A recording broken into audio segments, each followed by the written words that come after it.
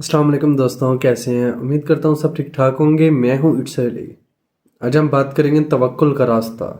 जानते हो, अल्लाह पर तवक्कुल के बाद होने वाले मोज़े हकीकतन होते हैं, मोज़े वकूअ पज़ीर होते हैं, मोज़े लाज़मी होते हैं। जब तुम मुसलसल आसानी की दुआ मांगते हो, तुम्हें क्या लगता है कि अल्लाह ताला जवाब नहीं देते?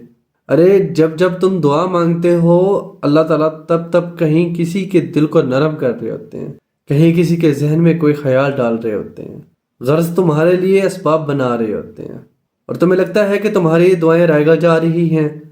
फर्क बस इतना है कि अल्लाह जो तुम्हारे लिए करता है वो तुम्हें नजर नहीं आता। अगर नजर आने लगे या तुम्हें किसी तरह अल्लाह के मंसूबे का इल्म हो जाए, तो ईमान कैसा, तो आजमाइशें कैसी।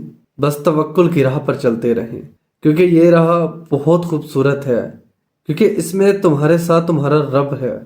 बस अपने रब की ज़ात पे तवक्कुल रखो।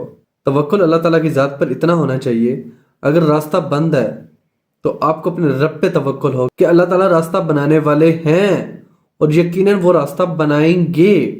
इस हद तक रब की ज़ात पर तवक्कुल रखो, फिर देखना इंशाल्लाह सारे काम आपके आसान हो जाएंगे, आपकी सारी दुआएं कबूल हो जाएंगी। बस सच्चे दिल से अपने रब की ज़ात पर तवक्कुल रखो।